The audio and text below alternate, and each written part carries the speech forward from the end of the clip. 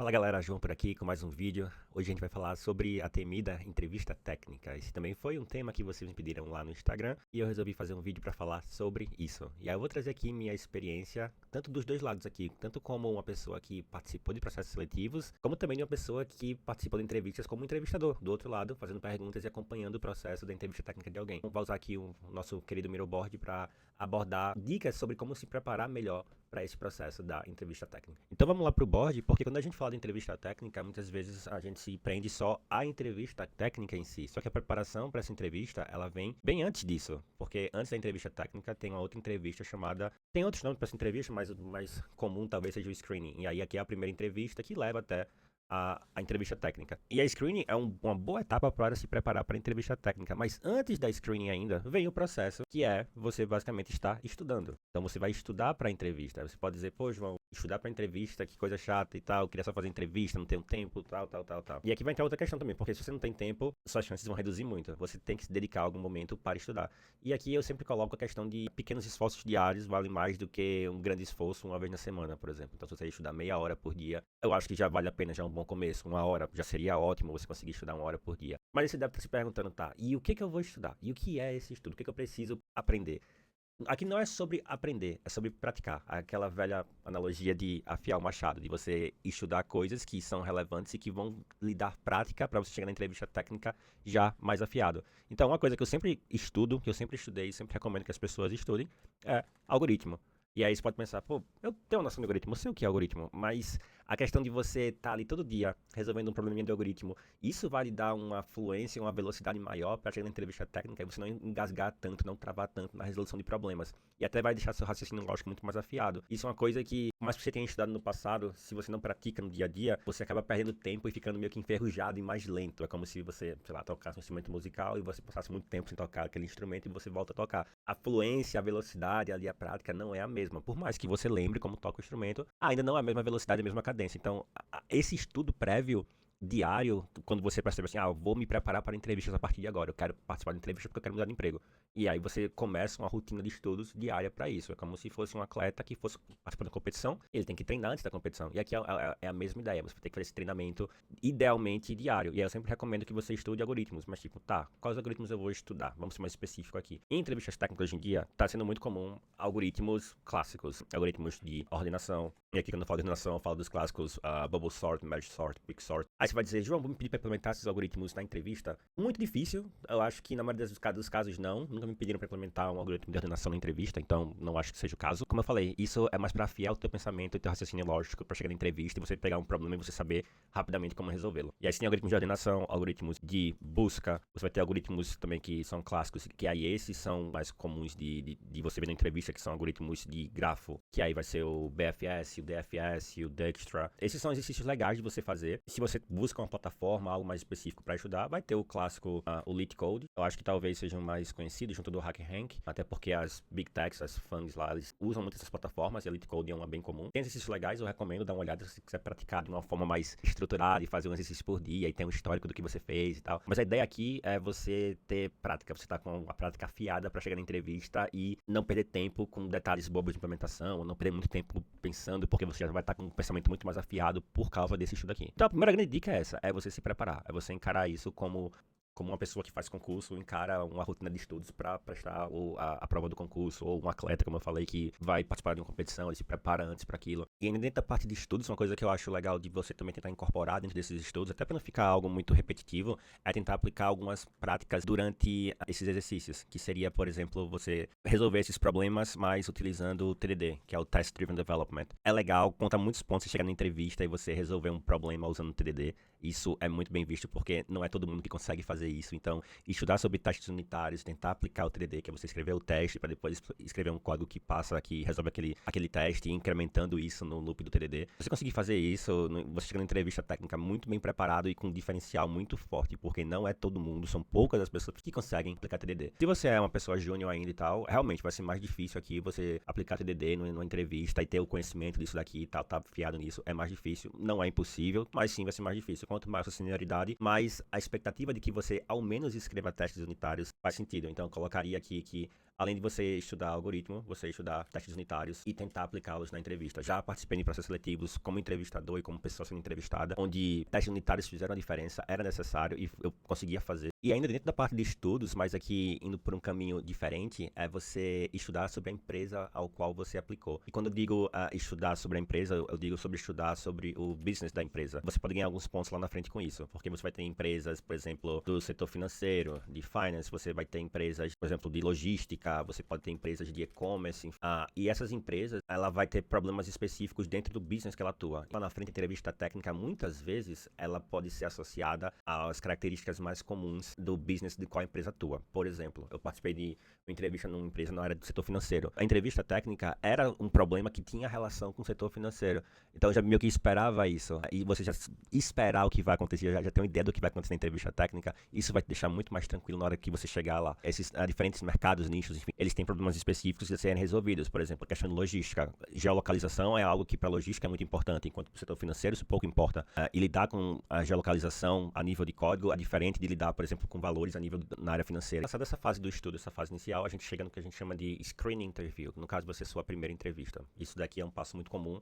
A maioria dos processos seletivos vai começar com esse screening interview e depois ele pode divergir um pouco dependendo de cada empresa. Mas geralmente a screening é a primeira entrevista. Aqui vai ser entrevista com uma pessoa de recrutamento. E muita gente costuma achar que essa entrevista é balela, é só conversar e tal, jogar um monte de buzzwords, palavras-chave ali e passar para a próxima entrevista. Mas se você faz isso, você pode estar perdendo uma oportunidade muito boa de chegar ainda mais preparado nas próximas entrevistas. Acho que a primeira coisa para você ter em mente é que a pessoa de recrutamento que está naquela entrevista, essa pessoa tem interesse que você conquiste aquela vaga. Se ela te chamou para a entrevista, ela viu potencial no teu currículo de alguma forma e ela te achou um potencial candidato para seguir em frente com o processo. Aquela pessoa é a sua aliada no processo seletivo, porque a função dela é preencher as vagas. Se ela achou que você é capaz, vendo no teu currículo, ela vai torcer que você seja realmente capaz e preencha aquela vaga. Veja a pessoa de recrutamento, essa pessoa que vai ter nessa entrevista com você, como uma pessoa aliada que vai te ajudar nesse processo de seleção. Claro, não vai te entregar tudo de mão beijada, mas ela tem ali o intuito de que você sim seja contratado. E essa entrevista de screening, ela é importante porque é um momento que você tem ao final dela. Geralmente, no começo, a pessoa de recrutamento vai fazer perguntas e tal. Se isso for entrevista posterior,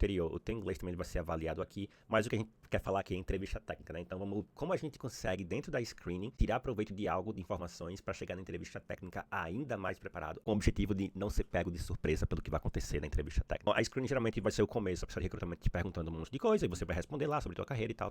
Ok, nada diferente aqui. Mas, geralmente, ao final da entrevista, é deixado um espaço para você fazer perguntas. Uma das perguntas que você deve fazer ao final da screening é perguntar sobre qual o formato da entrevista técnica. É legal perguntar isso porque a entrevista técnica ela pode ter diferentes formatos que eu vou explicar mais na frente. Então, na screening, já pergunta, tipo, poxa, qual o formato da entrevista técnica? Qual o próximo passo da entrevista técnica? Se for, qual o formato dessa entrevista? Porque essa entrevista, ela pode ter alguns diferentes formatos e é legal que você saiba isso de antemão, porque a dinâmica da entrevista é totalmente diferente de acordo com esse formato, tá? O primeiro formato é o que a gente chama de live coding, ou seja, vai ser uma reunião ali que geralmente dura 1 hora e ela vai ter um formato de introdução, 5 minutos ali de conversa. Não recomendo que você perca tempo nessa introdução, porque você não é avaliado por ela. Nessa entrevista, a avaliação que a gente faz, e aqui é da minha opinião, como recrutador, que quem faz essa entrevista de recrutamento técnico, muitas vezes eu fiz já no passado, e o que a gente tá atento aqui é a parte do código. Essa introdução inicial, esse ice break, essa conversa inicial, não perca muito tempo com isso, fale, seja sucinto, fale o básico sobre você e tente partir para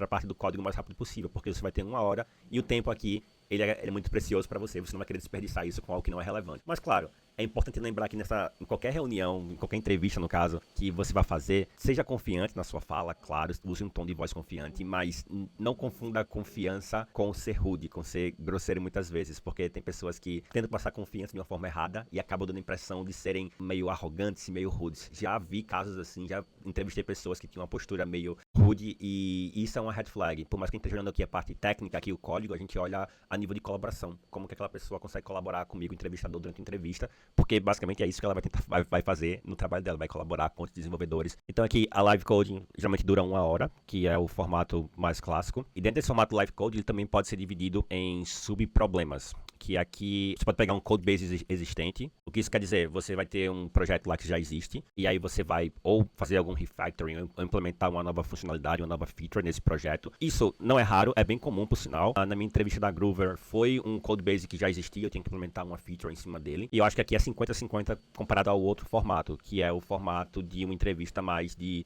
algoritmo, que são problemas, como eu falei no começo, aqueles problemas clássicos de ordenação, de busca, de grafo, mas num nível um pouco diferente. Por exemplo, podem te pedir para implementar, já vi isso, uma função semelhante à função de Fibonacci, por exemplo, é um clássico, um algoritmo clássico de se implementar. Mas na minha entrevista da Unfleet, por exemplo, era um problema de algoritmo que eu tive que fazer. E quando você fala de algoritmo, você tem a solução simples e a solução ótima. E aí quando a gente fala da solução simples, é a solução que mais trivial para resolver um determinado problema. Na minha entrevista da Unfleet foi assim, foi me dado o problema, comecei com a solução simples e resolvia o problema de fato, mas aí veio a questão, tipo, tá, esse algoritmo tem problemas, quais problemas que eu vi nesse algoritmo? Eu expliquei, ele é ineficiente por causa disso, disso e disso. Tá, como é que a gente chega na solução ótima, qual a solução melhor? E aí vem uma questão que é importante saber, que é a questão de complexidade de algoritmo. Se você pegar uma entrevista técnica de live code que tem a ver com algoritmo, você provavelmente vai cair num caso onde vão te perguntar qual a complexidade usando o Big O Notation. Se você não conhece, recomendo que você leia sobre, porque esse caminho de entrevista técnica ele não é raro de acontecer, tá? Tá cada vez mais comum. Inclusive por causa do uso de IA, as pessoas estão cada vez indo mais para entrevistar pessoas com base nos princípios do que na capacidade de implementar um grande projeto, porque hoje em dia com a ajuda de IA ficou muito mais fácil isso. E quando a fruta é com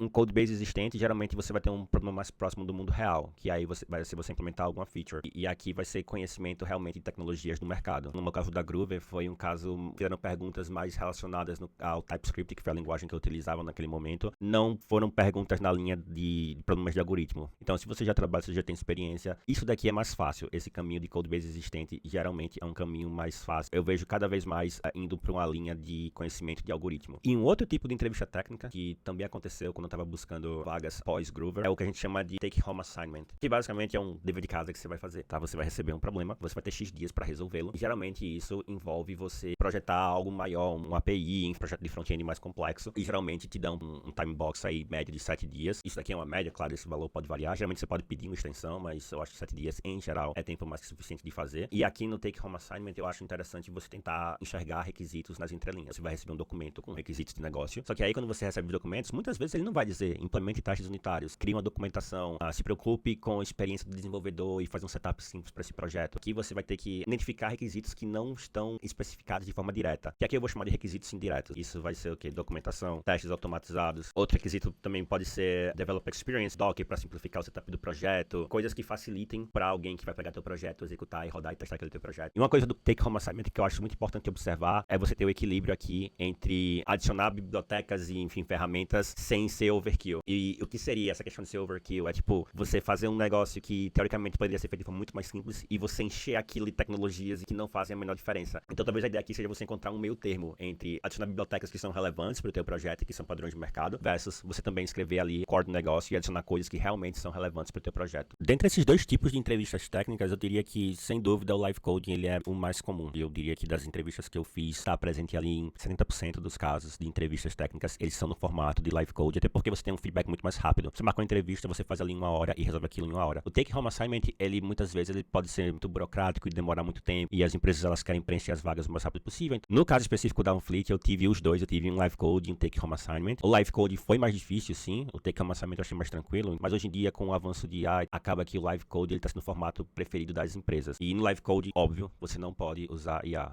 Daí a importância de você estar estudando, de você resolver problemas de algoritmo, porque aqui na prática, quando chega no live code, quem tá muito acostumado só a ChatGPT não vai conseguir progredir, vai travar sem sombra de dúvida. E dentro, como eu falei, dos modelos de live code, eu tenho visto como exercícios de algoritmo como sendo muito mais frequentes do que exercícios de code base. E aí, se você quer trabalhar numa Big Tech, na FANG, Facebook, Amazon, Google, Meta, qualquer uma dessas grandes techs aí, você vai ter exercícios de algoritmo, só que não no formato live code, você vai ter algoritmo em plataformas como no caso o HackerRank, que aqui é algo mais complicado realmente, não vou dizer que é simples, isso daqui existe uma dedicação e estudo diário para que você tenha uma prática suficiente para passar na entrevista técnica de uma Big Tech, porque é muito pesada a parte de algoritmo, eles colocam problemas complexos para você resolver usando o HackerRank. Geralmente, por exemplo, da Amazon já cheguei a fazer o processo seletivo, você tem, acho que é 1 hora para resolver 2 problemas que não são fáceis, um é médio e o outro é geralmente mais difícil, então você tem que estar muito afiado, porque é uma chance, é 1 hora, tem que resolver, não resolveu, não passa. Se for live code, independente do formato, se é um code base, se é algoritmo, use a comunicação, não vá direto no código. Você tem 1 hora, um pouquinho menos, porque você vai ter a introdução ali de 5 minutos mais ou menos, não vá direto ao código. Eu sei que vai ter uma ansiedade de resolver logo o problema, mas uma das dicas que eu dou aqui no Live Code, tente perguntar o máximo de coisas sobre o projeto antes de começar o código. Esclareça suas dúvidas, faça perguntas, é aceitável fazer isso, não é aceitável, a gente pode ir por esse caminho ou não. Tente fazer uma dinâmica de conversa como se você e o entrevistador estivessem juntos resolvendo o problema. Isso é interessante, isso é legal, e isso é visto com muito bons olhos, porque mostra que você tem um espírito mais colaborativo na resolução de problemas. E outra coisa que não pode faltar na entrevista do Live Code é, pelo amor de Deus, ligue a câmera. Não faça entrevista com câmera fechada. Isso é péssimo. Pode parecer meio que absurdo para algumas pessoas ouvir isso, mas sim, existem pessoas que fazem Live Code, enfim, não liga a câmera. Se organize, se prepare seu ambiente para fazer entrevista de uma forma que as pessoas consigam lhe ver, consigam ter uma conexão com você. E o último ponto, você sempre deixar claro os trade-offs que você tá fazendo. Por exemplo, na entrevista de algoritmo que eu fiz, eu deixei claro que eu tava indo pelo caminho mais simples. A entrevista tem ali um tempo restrito, geralmente o caminho mais otimizado, ele vai gastar mais tempo. A ideia da entrevista técnica é ver se você consegue desenvolver o raciocínio para chegar na solução. Não resolver o problema não quer dizer que você não passou em alguns casos, em outros significa sim. E é até legal você perguntar isso na screening interview aqui em cima. É aceitável você não resolver o problema, você tem que resolver o problema 100%. Mas um outro ponto aqui é você deixar claro justamente os trade-offs que você vai fazer. Deixe claro que você tá pegando atalhos no código, claro, usando boas práticas de código limpo e tudo mais, mas que você tá pegando atalhos em algumas decisões. Por fim de tempo, você não vai implementar um monte de coisa na entrevista. Aí você tá focando em resolver o problema primeiro, para depois atacar os que a gente chama de edge cases, que são, por exemplo, cenários de erro, cenários não tão comuns como o happy path, que é o fluxo padrão, o fluxo mais simples do código, do problema que você quer resolver. Uma outra dica também, aqui eu posso até falar por experiência própria, na entrevista técnica, acho que independente de qual vai ser o modelo, se vai ser um take-home assignment, se vai ser um live coding, use a linguagem de programação que você tem mais habilidade. Por exemplo, você está aprendendo uma linguagem nova, mas você tem conhecimento muito sólido em outra linguagem. Sempre prefira ir na linguagem que você tem mais conhecimento. Tem entrevistas que você é livre para escolher a linguagem que você quiser, dentro de um grupo de linguagens, mas sempre escolha a que você é mais forte. Eu já caí no erro de estar estudando a linguagem, por estar animado e gostando. Fui fazer uma entrevista, isso há muito tempo atrás, usando essa linguagem, e acabei não indo tão bem porque não tinha tanta fluência naquela linguagem no momento. E eu percebi, putz, se eu tivesse escolhido a linguagem que eu sou mais fluente, eu teria me dado melhor nessa entrevista. E muitas vezes você não conhece todos os nuances da linguagem. Por exemplo, eu já vi gente querendo usar TypeScript na entrevista, uma linguagem que é muito forte para de tipagem, e a pessoa está usando Type N para tudo. Em vez de você colocar algo que poderia tirar alavancar e jogar para cima na entrevista e mostrar que você tem potencial, você deu um tiro no pé escolhendo uma linguagem que você não tem domínio, e você acaba usando uma prática dentro da linguagem, e aquilo que era para ser um ponto forte para você acaba colocando aquilo como um ponto fraco muito claro na entrevista. Então escolha a ferramenta que você tem maior fluência. E o grande segredo da entrevista técnica é a prática. Não se desespere se você não passa na primeira, na segunda, na terceira, é normal. São muitos mais nãos do que sim. Alguns nãos realmente são difíceis de digerir. E o segredo de você conseguir uma vaga, realmente de dar certo, de você passar na entrevista técnica, é não desistir. Enquanto você não desistir, você pode continuar tentando. Não tem número de tentativas. Vai ter sempre alguma empresa contratando, você pode aplicar pra vaga e continuar tentando. O segredo de conseguir uma vaga, claro, seu sim vai vir mais rápido, seguindo essas dicas que eu mostrei pra vocês, mas o segredo de conseguir é não desistir. Uma hora seu sim vai chegar, caso você se prepare de uma forma como eu mostrei aqui pra vocês, esse sim vai chegar bem mais rápido. E por esse vídeo é isso, um abraço e até a próxima.